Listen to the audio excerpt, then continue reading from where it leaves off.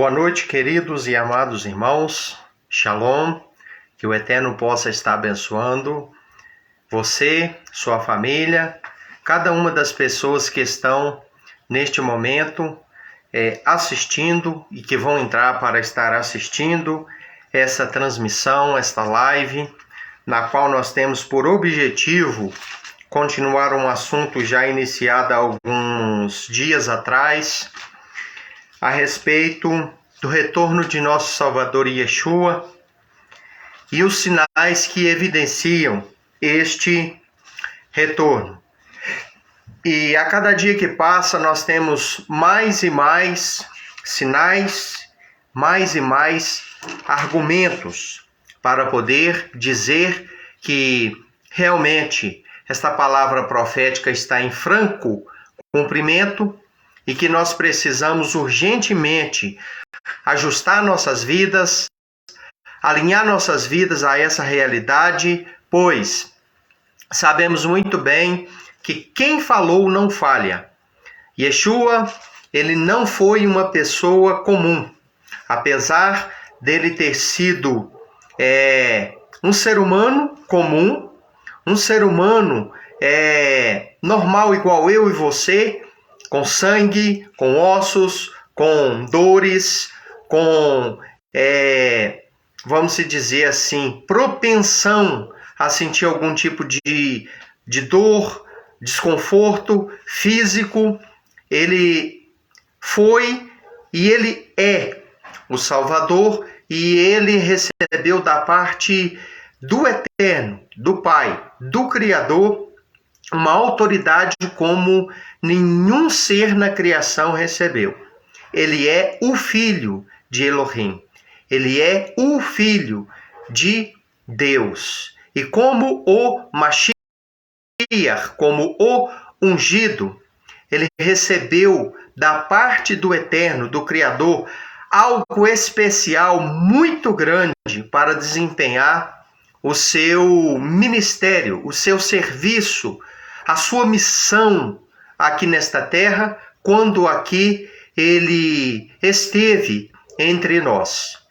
Então, esta primeira vinda dele, ela foi uma vinda na qual ele teve, nós tivemos, vamos dizer assim, o privilégio de tê-lo aqui conosco, e ele andou aqui, peregrinou aqui nesta terra, aonde nós, os viventes, residimos por 33 anos e meio aproximadamente. E nós sabemos que ele vai retornar. Ele vai retornar porque ele prometeu retornar.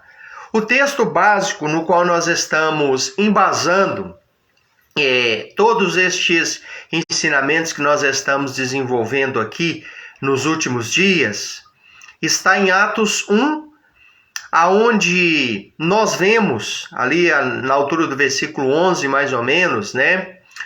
O próprio Yeshua ascendendo aos céus, ao lado de dois anjos, de dois melach, né? Na língua hebraica, anjo é chamado de melachim, dois melachim, e eles fizeram a promessa, dizendo: varões galileus, por que vocês estão olhando assim para as alturas? Este mesmo Yeshua que vocês estão vendo ser elevado aos céus, ele voltará e ele pisará neste mesmo local. Ele voltará, retornará, da mesma forma que vocês estão vendo ele subir um dia, vocês, ou seja, os homens, os seres humanos, verão ele descer. Então nós falamos aqui, nesses últimos dias, sobre vários sinais que evidenciam o retorno dele, o regresso dele, a segunda vinda dele. Sabemos, irmãos, que as profecias de Bereshit, Gênesis, até Apocalipse, que é o último livro da Bíblia Sagrada, ela vai falando sobre a vinda de Yeshua ao mundo, a vinda do Messias, a vinda do Mashiach, a vinda do Filho de Deus a este mundo. Só que, ali dentro das profecias, a gente precisa interpretar muito bem que tem algumas profecias nas quais ela está se referindo apenas à primeira vinda dele. Outras está se referindo à primeira e à segunda. Outras está se referindo apenas à segunda vinda dele a este mundo. Então, é necessário que a gente observe e entenda que quando a Bíblia está falando sobre a vinda do Mashiach, a vinda de Yeshua ao mundo, às vezes ela está falando da primeira vinda. Por exemplo, em Yeshayahu, Isaías, capítulo 53.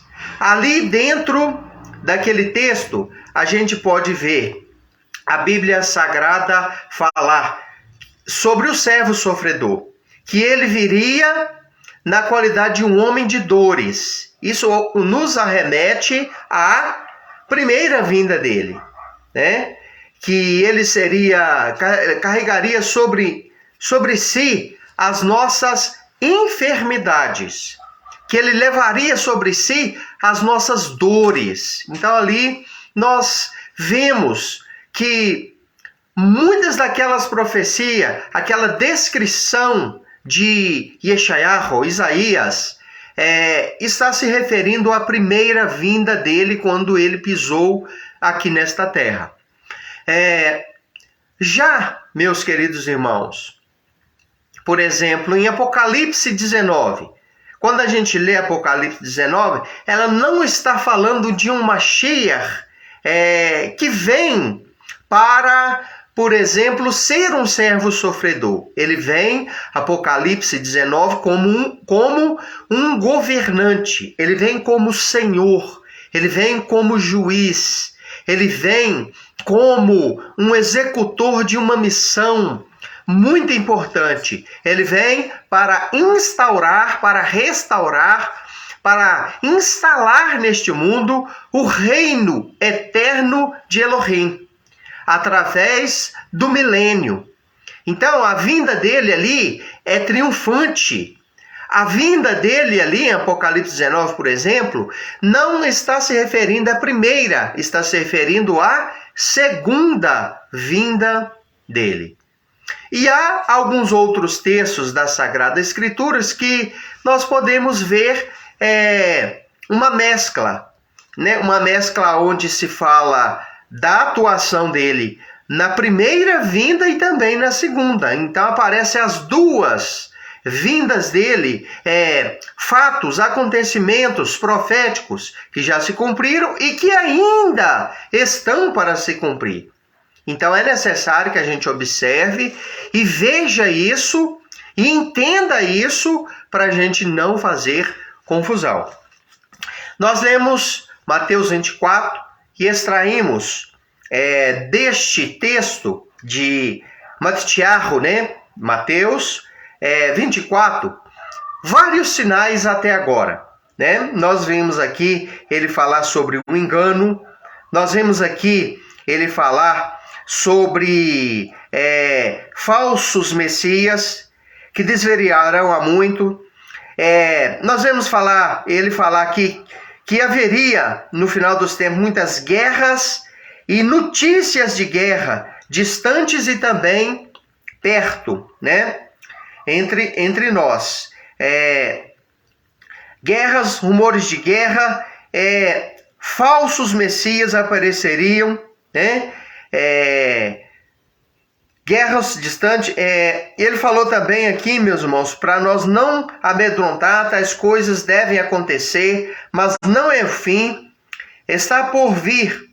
O fim, pois, está por vir, porque povos lutarão uns contra os outros, nações contra nações, umas contra as outras.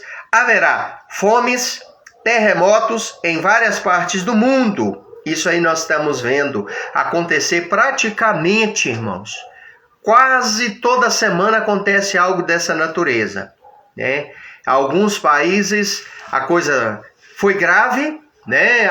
Outros países não tão grave assim, mas deu para assustar muita gente. Inclusive até mesmo aqui no Brasil, em alguns lugares tem acontecido uma espécie de abalo, de revolta do mar, por exemplo. Enfim, tem acontecido muito isso. Então, ele falou aqui sobre a questão de guerras, rumores de guerras, terremotos, né? Terremotos, nações lutando contra nações.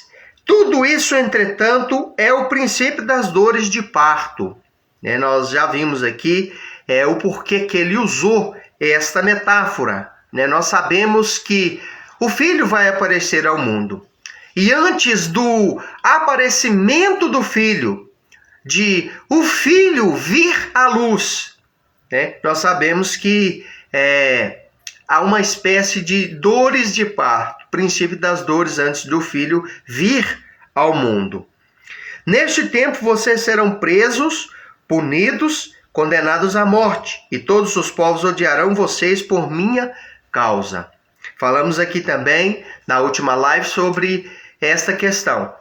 Aonde a gente pode ver, meus queridos irmãos, esta atuação mais veemente, né, com mais veemência, é através das leis, né?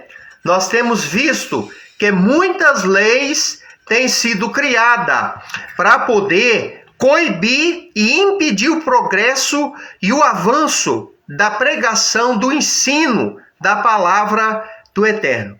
Há uma atmosfera de oposição ao sagrado no mundo, e principalmente aqui no nosso Brasil. Temos visto a ascensão de muitos movimentos errados, contrários, hereges e prejudiciais à família e a todas as instituições sagradas, principalmente a Bíblia Sagrada, uma oposição ao sagrado, ao que a Bíblia, a palavra do Eterno, ensina. E temos visto a multiplicação da iniquidade, e temos visto o amor de muitos se esfriando.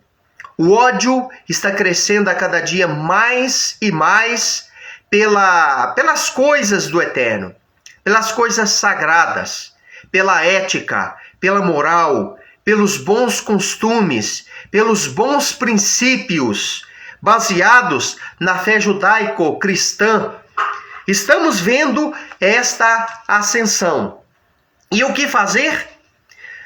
O conselho, irmãos, que eu sempre dou para as pessoas e que eu mesmo tenho aplicado à minha vida vamos ficar a cada dia mais e mais íntimos do Eterno, através da oração, através da leitura seguida de prática da palavra, pois não adianta eu apenas ser um leitor das Escrituras.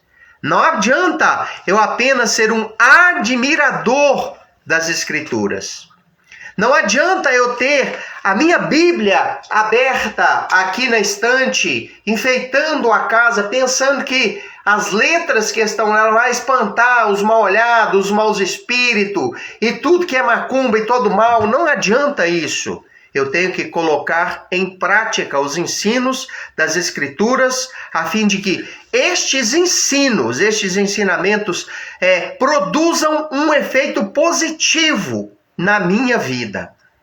Caso contrário, não adianta eu ler as Escrituras se eu não as praticar. Eu devo colocar, irmãos, em exercício, em cumprimento, os ensinamentos das Escrituras. O que as Escrituras ensinam. Pois o Talmidim de Yeshua, que era um irmão dele, um irmão biológico dele, chamado de Tiago, nós conhecemos como Tiago, mas o nome dele verdadeiro era Yaakov, né? Era o mesmo nome de Jacó. Jacó também se chamava Yaakov.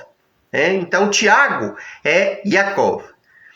E nós temos uma epístola dele aqui pertinho de Apocalipse.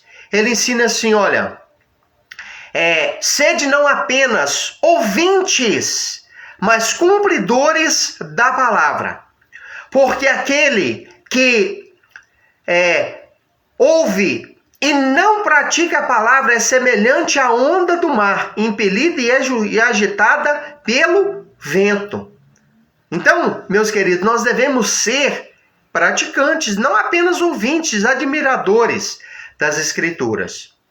Então, isso nós devemos fazer, meus queridos irmãos, a fim de que o nome do Eterno seja exaltado e que nós venhamos a ter saúde espiritual.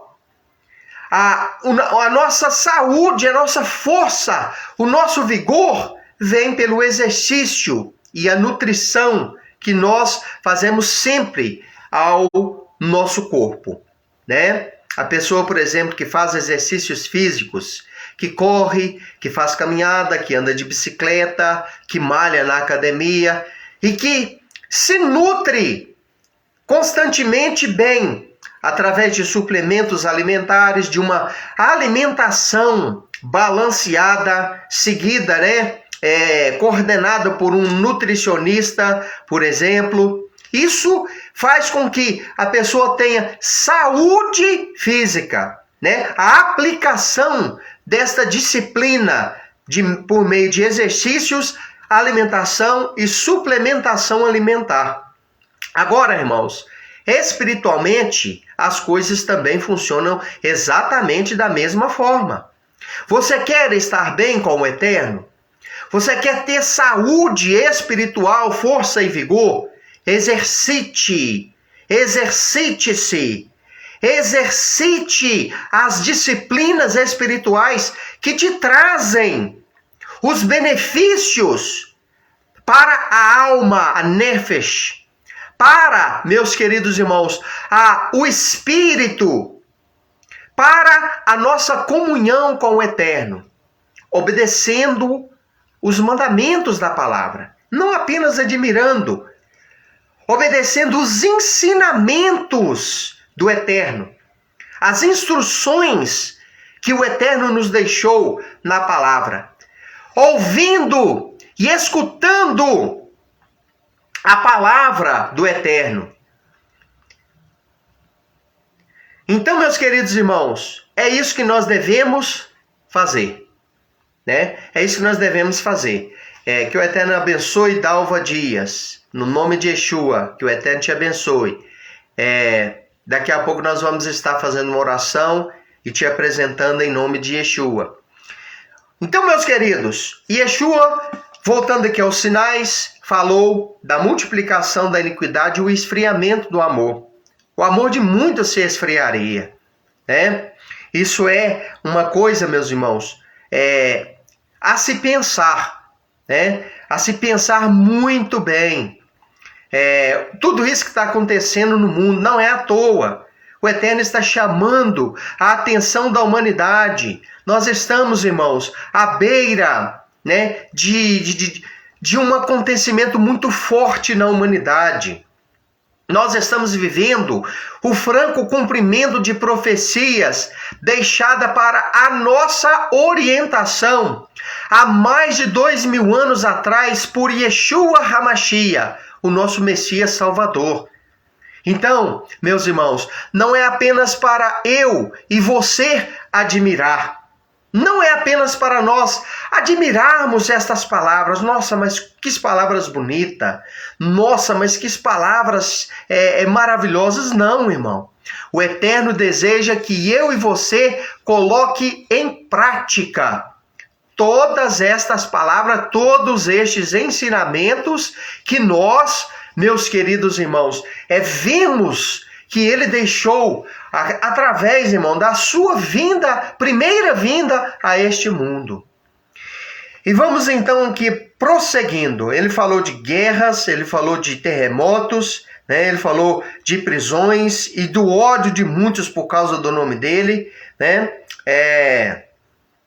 Ele falou de traições, que muitos seriam odiados por causa do nome dele. Apareceriam vários falsos profetas que enganariam a muitas pessoas pelo mundo afora. O amor de muitos se esfriará por causa do crescente distanciamento da Torá. A multiplicação da iniquidade é fruto, irmãos, da ausência da Torá. O que é isso? Talvez você pergunte. O que é Torá? Torá significa instrução, ensino do Criador. As instruções e ensinos que o Criador deixou para o seu povo. Tudo aquilo que ele deixou para Moisés, tudo aquilo que ele deixou para o povo de Israel, todas aquelas instruções. Então, tudo aquilo, meus queridos irmãos, era para instruir uma nação, um povo que ele separou para ser luz para as nações do mundo inteiro, o povo de Israel, de onde viria o maior presente para a humanidade, que é Yeshua, o Salvador. Existe, irmãos, uma verdade que a maioria das pessoas não consegue enxergar. Por exemplo, a Torá, essas instruções, ela veio um dia por meio de pedras, né? Ela esteve presente na pedra, os 10 mandamentos que foram escritos na pedra. Depois, parte destas instruções vieram para os papiros. O que era um papiro? Papiro é de onde deriva a palavra, a nossa palavra do português, papel, né? Papiro, papel. Vem de folhas de junco prensada, né? Que se transformava em papel. Este método é usado até hoje no Egito e em parte do Oriente Médio. E foi desenvolvido lá naquelas épocas bíblicas pelos egípcios. E Moisés, Moshe, que era um israelita, mas que obteve cultura egípcia, pois ele viveu ali, criado pela princesa, a filha de Faraó, muitos dizem ser Hatshepsut, durante 40 anos da vida dele, recebendo instruções ali dentro do Egito, de acordo com a cultura do Egito. Então ele, tendo essa técnica, passou todas as instruções da Torá para os papiros. Mais tarde, passou para a pele de animais, que eram os pergaminhos. Os pergaminhos. E assim durou por centenas de anos, eles escrevendo em papiros e também em pergaminhos. Então, a Torá passou por esta evolução. Ela veio a ser escrita nas 2 tábuas de esmeralda, de pedras preciosas que o Eterno entregou para Moshe ali no Monte Sinai, quando ele foi elevado a uma dimensão espiritual a partir do Monte Sinai para receber a Torá, que significa instrução, as instruções, os 10 ensinamentos principais, os 10 mandamentos do Eterno para a nação de Israel em primeiro lugar e em seguida para toda a humanidade. E além dos 10 mandamentos, teve um conjunto enorme de ensinamentos que visava orientar a nação acerca das cerimônias, acerca das vestimentas dos sacerdotes, do ofício sacerdotal, do ofício levítico, enfim, várias leis morais, civis e cerimoniais. Então faz parte da Torá, ou seja, instruções.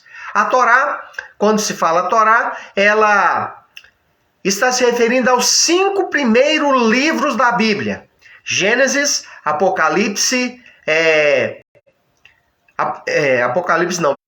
Gênesis, Êxodo, Levítico, Números e Deuteronômio, né? Esses são os 5 livros que nós chamamos de a Torá. Então, essa Torá veio na condição de pedra, depois passou para a condição de pergaminho, depois para a condição de papiro. Agora, irmãos, existe uma outra espécie de Torá, uma Torá biológica, uma Torá viva, uma Torá que saiu da condição de pedra, de papiro e da condição também, meus irmãos, de pergaminho, e ela se transformou em carne e habitou entre nós. Quem é esta Torá? Yeshua.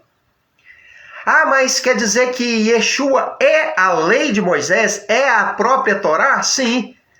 Ele viveu de uma tal maneira, ele assumiu de uma tal maneira a simbiose, a sincronia entre Yeshua e a Torá é tão grande que ele é chamado no mundo judaico de a Torá viva.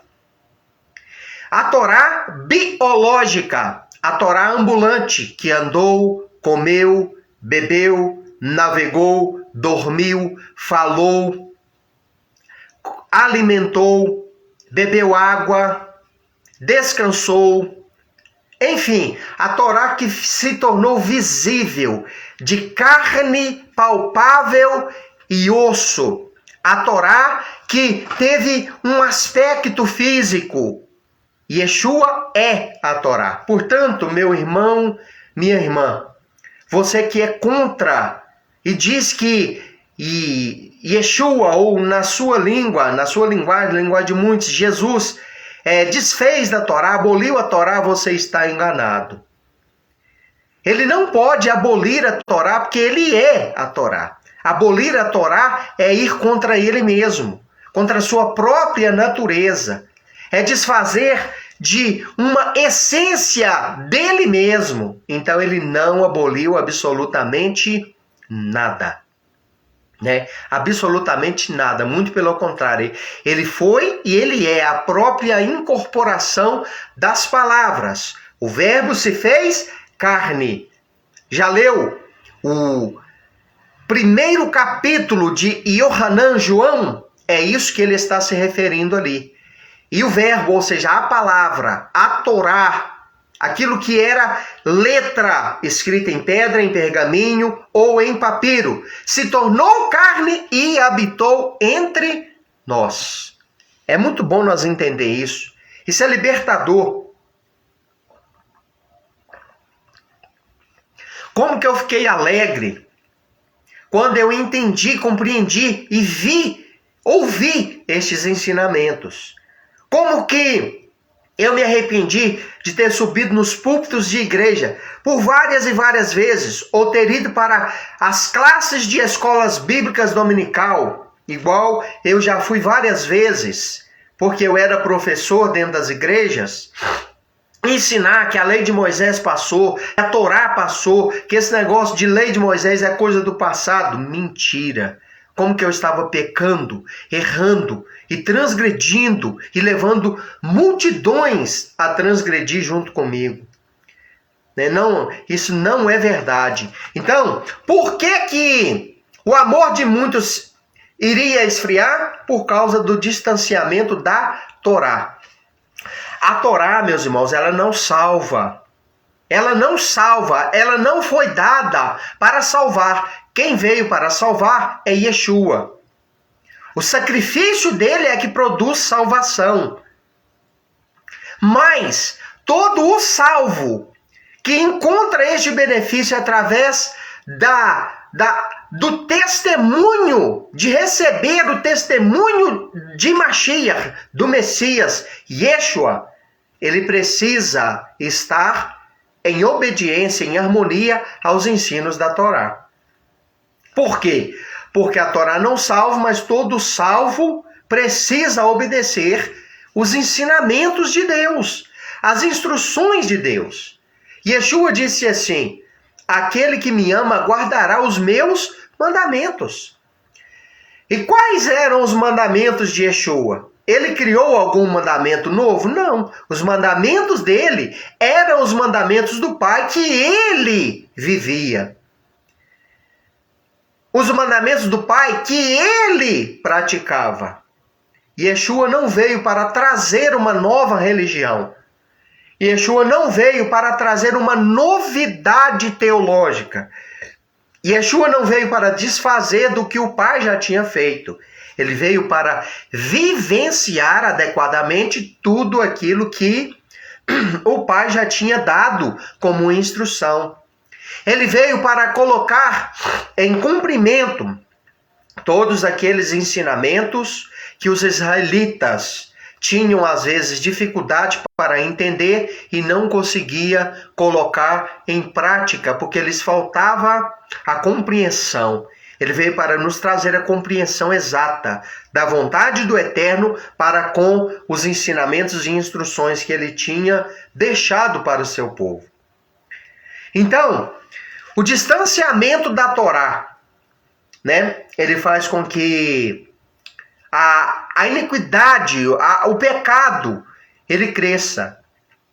Porque a Torá é como se fosse um freio na boca do cavalo, né?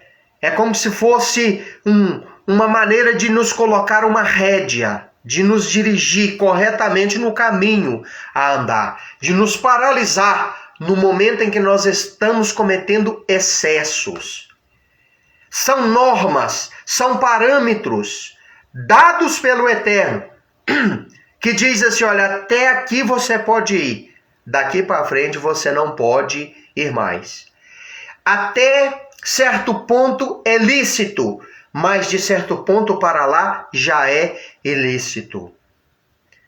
Até determinado ponto você tem condições de ir, de fazer, de falar, de realizar, mas além das normas estabelecidas pela Torá, pelo Eterno, através da Torá, das instruções que ele nos deixou, não convém se passar, se ultrapassar, porque já se enquadra na condição de transgressão. Então a Torá é isso, irmãos, são limites. É como a cerca na qual se coloca ali os animais, por exemplo, dentro de um recinto, um pasto, um rebanho de ovelhas, por exemplo, né? Um rebanho ali de gado, enfim, coloca-se um limite, uma cerca, aonde aquele animal tem uma liberdade, mas sempre dentro daquele círculo, daquele parâmetro, né? Que é demarcado pela cerca. Então, a Torá é para isso, é para colocar limites, nos cercar, nos proteger de inimigos externos que querem nos devorar e impedir que a gente avance além das fronteiras estabelecidas pelo Eterno. Então, vamos resgatar, meus irmãos, estas verdades, colocando nossas vidas nos trilhos da Torá, nos trilhos que Yeshua trilhou. Ele não veio para abolir, ele veio para andar nestes trilhos e dizer assim para todos aqueles que viessem a ser seguidores dele: está aqui o caminho a percorrer. Aqui estão os trilhos, eu vou trilhar por eles, não para vocês dizer que eu trilhei para vocês não poder trilhar, não precisar trilhar, mas eu vou trilhar para dar exemplo para vocês e mostrar para vocês que vocês podem e devem trilhar também no mesmo trilho que eu. Ele veio para trilhar e nos dar exemplo de como trilhar também. E não para fazer aquilo que muitos pregadores ensinam de maneira errada, né? Ele cumpriu por mim e eu agora posso cruzar os braços e ficar tranquilo. Jogar tudo nas costas dele que ele fez por mim. Não. A nossa parte tem que ser feita. Ele não vai fazer a nossa parte. Ele já fez a parte dele. Já veio, viveu plenamente tudo aquilo que cabia a ele, agora é conosco. Prosseguindo. Então, meus queridos irmãos, ele disse aqui que o amor de muitos se esfriaria por causa do crescente distanciamento da Torá. Mas quem suportar até o fim será libertado ou será salvo. Então nós temos que suportar até o fim. Nós temos que insistir. E estas boas novas a respeito do reino serão anunciadas em todo o mundo como testemunho a todos os goim, que são os gentios, os não-judeus, né? Então virá o fim. Então, quando, irmãos, virá o fim? O fim virá, meus amados irmãos, depois destes sinais cumpridos. Agora eu te pergunto, vamos aqui para o último sinal. Tem algum povo na face dessa terra que não sabe quem é o Filho de Deus? Não existe. Sabemos que o Filho de Deus veio a ser conhecido entre os goim, entre os gentios, entre as gentes do outro lado do oceano, que eles chamavam de os goim. Aqueles que nasceram em nações estrangeiras, não judaica. Viemos nós todos, irmãos, a conhecer o Salvador por intermédio do nome Jesus. Mas nós sabemos, irmãos, que o Eterno, ele é onisciente. Ele sabe de todas as coisas. E o que mais vale para ele é a intenção. E Jesus é verdadeiramente o nome do Filho de Deus, o Salvador? Não, não é. Nós sabemos que ele era um judeu. Jesus é um nome grego-romano latinizado, né? Pode-se dizer que é um nome mais latino do que greco-romano, né?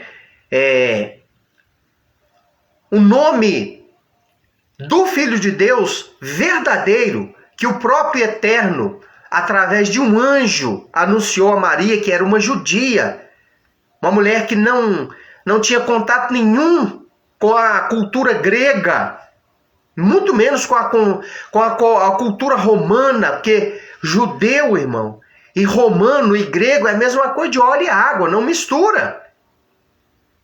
A fé romana, grega e judaica, elas são, meus irmãos, completamente opostas.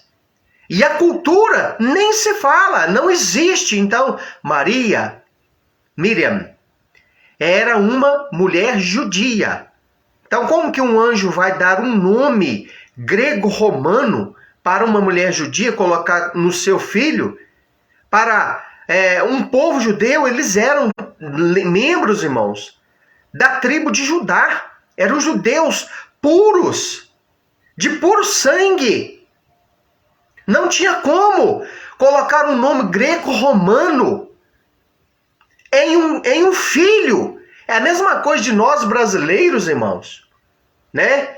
É a mesma coisa de nós brasileiros colocar, irmãos, um nome, né?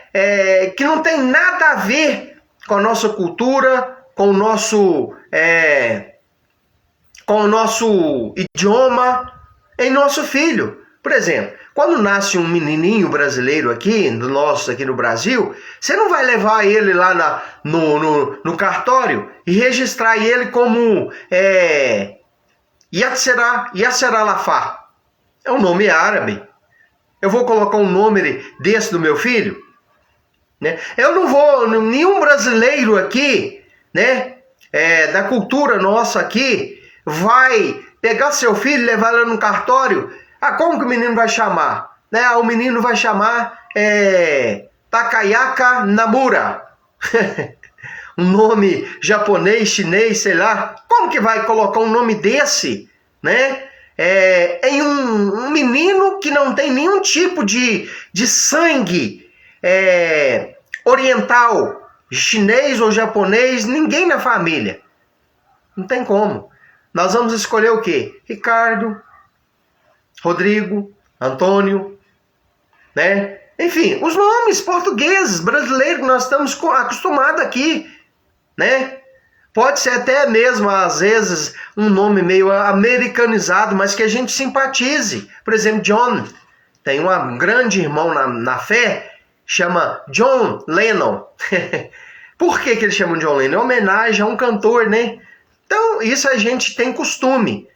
Agora, irmãos, Yeshua é um nome hebraico, é um nome judaico.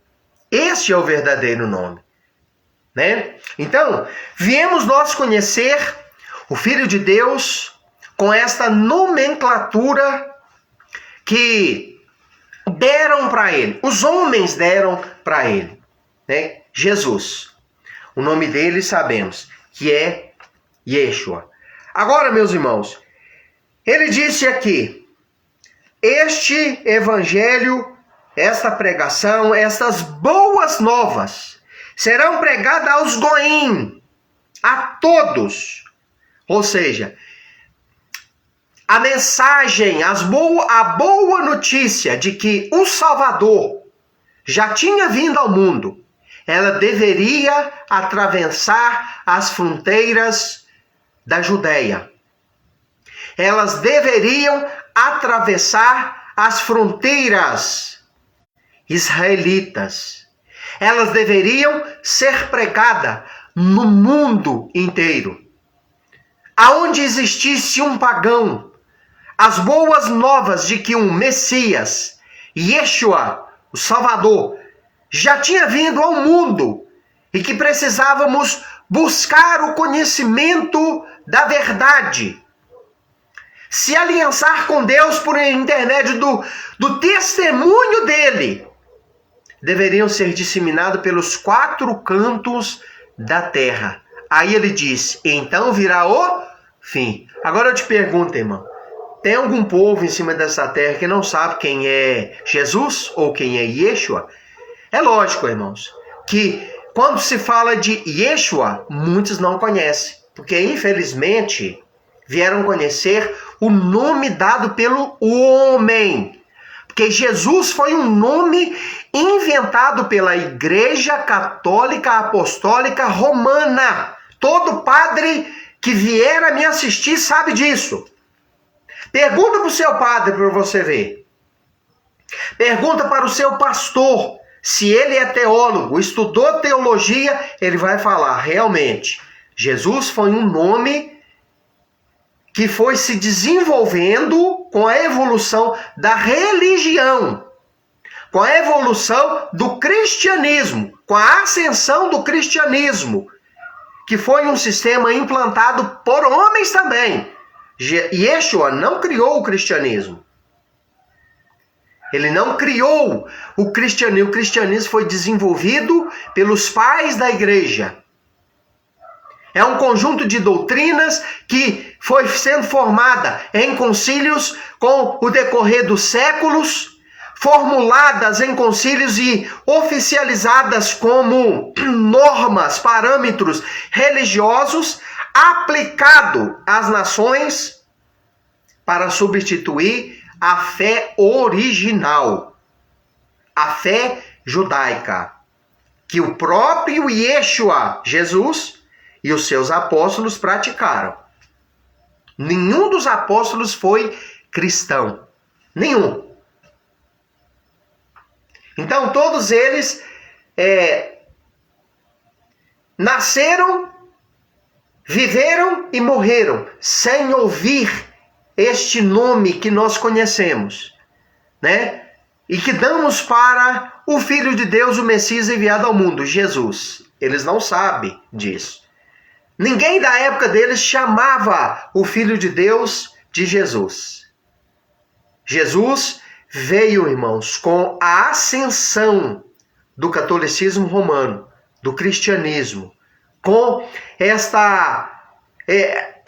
o sincretismo linguístico, né, que foi se evoluindo do nome Iesos, que é a forma como os gregos daquela época chamavam Yeshua. Eles não davam conta de falar Yeshua, né? Então eles chamavam de Iesos.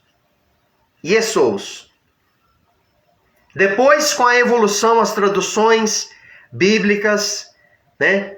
Foi se acrescentando outros nomes até chegar à forma aportuguesada, Jesus, que é uma extensão, uma variação, uma melhoria do nome Iesos, que vem do grego, né?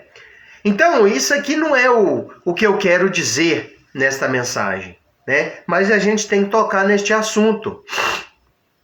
Então, esta boa nova a respeito do reino, Yeshua é o representante maior do reino do Eterno, que veio a este mundo para cumprir a missão de Salvador Mashiach, ungido, oferecendo gratuitamente, por intermédio do seu sacrifício, salvação a todos os que nele vier a crer. Mas não é apenas acreditar intelectualmente, eu acredito que ele é o Messias. Não. É você adotar o estilo de vida que ele mesmo adotou para ele. Você tem que viver como ele viveu. Você tem que incorporar os ensinamentos que ele não apenas ensinou, mas que ele viveu. E que estão, irmão, esposados, vinculados, harmonizados com a fé original, a fé hebraica do passado, porque Yeshua era judeu. Ele comia como judeu. Qual é a diferença do comer como judeu e não? Judeu não come, irmãos, qualquer coisa. Há uma regra de alimentação para o povo judeu. Levítico 11. Então, tudo aquilo que está fora da permissibilidade de Levítico 11, um judeu não come. Então, significa o seguinte: Yeshua, que você chama Jesus, vamos falar Jesus para você me entender melhor. Jesus nunca, escuta isso, nunca colocou um pedaço de carne de porco na boca dele. Está falando na Bíblia que ele comeu peixe. Sabe qual era este peixe? Segundo as instruções da Torá, eles não podiam comer peixe de couro. Então, o peixe que a Bíblia fala, lá não fala, não descreve qual peixe, mas com certeza, ele que era um judeu obediente, que nunca transgrediu as leis de Deus, os ensinamentos de Deus, ele comeu peixe de escamas e barbatana, que é o peixe que a Bíblia diz que é apropriado para o ser humano alimentar. Ele, meu amado e querido irmão, nunca, ele viveu como judeu, ele comeu como judeu, ele se vestiu como um judeu. Nas nossas Bíblias está escrito que a mulher do fluxo de sangue tocou na orla do manto dele. Tocou na orla do manto dele e foi curada. Mas na Bíblia hebraica, sabe o que está escrito? Na Bíblia hebraica está escrito que, no original, a mulher do fluxo de sangue tocou no tzitzit dele. O que significa tzitzit? Tzitzit era uma trança, uma trança com fios brancos e azuis, que representa os mandamentos, os 613 mandamentos, que a gente consegue enxergar dentro da Torá. E todo o judeu usa esse tzitzit no seu chale de oração, manto de oração, chamado o talit. Talit. Então foi nisso que ela tocou. Não foi nenhum pedaço de pano qualquer jogado nas costas, não. Era o tzitzit. É sagrado para o judeu. Portanto que nas orações, o judeu pega o seu tzitzit e ele beija, representando amor aos mandamentos da palavra do Eterno. Foi nisso que a mulher do fluxo de sangue tocou. Não foi num pedaço de pano comum qualquer, usado para tampar do sol, não. Igual está nas nossas Bíblias, não. Na Bíblia original, se você olhar comprar uma Bíblia dessa aqui, você não vai ver falar a orla do manto, você vai ouvir falar Talit, Tzitzit. Ela tocou no Tzitzit, Bíblia Judaica Completa. Então, meus irmãos, finalizando, esta boa nova, ela deveria sair das fronteiras da Judéia e ser disseminada pelos 4 cantos da terra, e foi. Não existe nenhum povo nesta terra que não saiba quem é Jesus, quem é Yeshua, quem é o Filho de Deus. Não existe nenhum povo na terra que nunca tenha ouvido falar quem é o Messias. Todos já ouviram falar. Então, meus irmãos, ele pode vir a qualquer momento. Ele falou que depois que isso acontecesse, viria o fim. Ah, mas e esse negócio que a igreja fala de que a mensagem tem que ser pregada nos 4 cantos da terra? Todo mundo tem que ouvir de uma forma mais assim profunda a palavra de Deus para que ele envie o seu filho novamente. Isso não é verdade, irmão. Essa agência missionária que está no mundo nunca vai dizer esta verdade para você. Por quê? Porque eles têm os seus interesses em continuar falando que existe povos nessa terra que ainda não ouviu a mensagem e que você precisa colaborar, contribuir para que a mensagem chegue lá. Você já ouviu falar, meus irmãos, que na fábula lá da galinha dos ovos de ouro, né? Que o dono da galinha dos ovos de ouro deu fome, foi lá e fez uma bela de uma galinhada com a galinha dos ovos de ouro. Eu tenho certeza que você nunca ouviu falar isso. Se existisse realmente a galinha dos ovos de ouro, eu duvido que o dono dela colocaria ela na panela. Então, irmãos, esta é a realidade. Eu sei que vai ter gente que vai ouvir essa mensagem, vai discordar de mim, não tem problema. Não tem problema, pode discordar. Alguém tem que falar a verdade, né? Alguém tem que falar a verdade. E eu sou um. Eu não tenho compromisso nenhum com nenhuma instituição. Eu tenho compromisso com o Eterno e com a palavra dele. Esta é a verdade. É igual uma grande catedral que tem aí no Brasil, né? Que é a capital nacional do romanismo aqui no Brasil, né? Que é o santuário de uma determinada entidade aí, Deus aí. Nunca para aquela construção. Sempre está chamando, construindo algo lá. Para quê? É a galinha dos ovos de ouro, irmão. Se parar a construção, para a arrecadação. A mesma coisa é essa questão de missões no Brasil e no mundo. É uma agência profissional, sabe? Geradora de fundos sem fim. Fazem missões? Fazem sim, irmãos. Não vou desmerecer. Fazem sim. Mas é realmente só esse o interesse? Não, não é. Não vem falar não, porque não é. Tem segundos interesses por detrás disso, eu sei. Eu tive lá 21 anos. Eu posso falar. Então, meus queridos, que o Eterno abençoe cada um de vocês. Fica aqui a finalização dessa mensagem. Eu vou estar fazendo uma oração, encerrando esta live. E na próxima oportunidade nós vamos estar retornando com um novo assunto, um novo tema, para enriquecer o conhecimento de cada um de vocês. Lembrando, irmãos, sou um pregador da palavra, um ensinador, um instrutor, um servo do Eterno, né? Não estou ligado a nenhuma denominação Não estou ligado a nenhuma instituição. Estou ligado ao Eterno por intermédio da emuná, da fé. E conto com a parceria de pessoas que acreditam no meu ministério, no serviço que presto para o Eterno, que assistem os vídeos, que divulgam os vídeos. É isso que eu quero pedir nessa parte final. Divulgue o meu trabalho, né? Divulgue essa mensagem.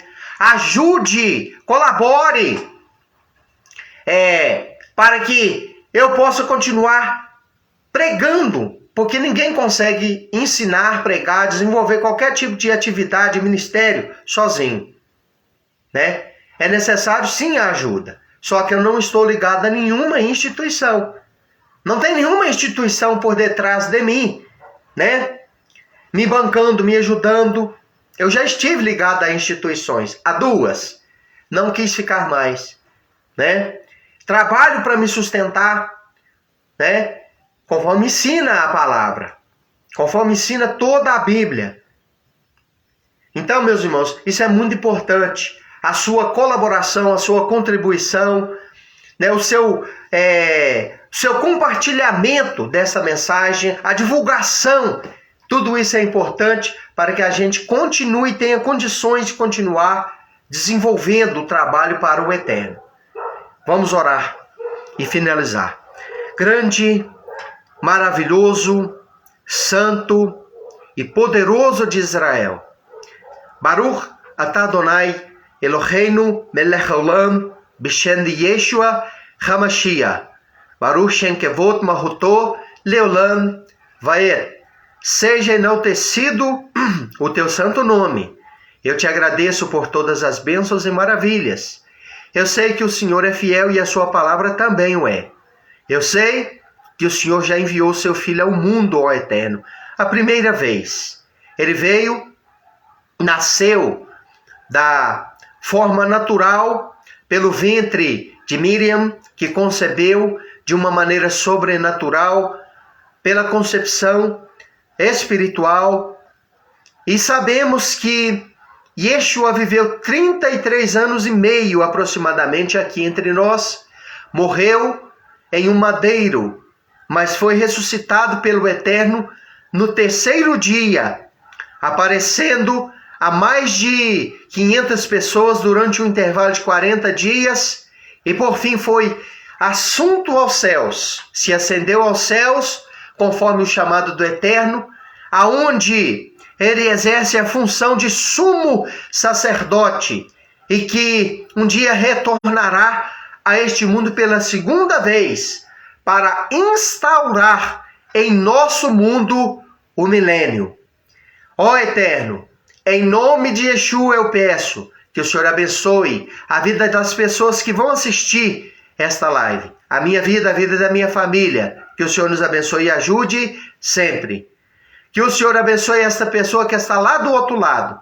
Abençoe a Dalva Dias. Abençoe os demais que vierem assistir esta mensagem. Abençoe aqueles que vão, meu Redentor amado e querido, assistir pelo canal do YouTube e também pelo canal do Instagram.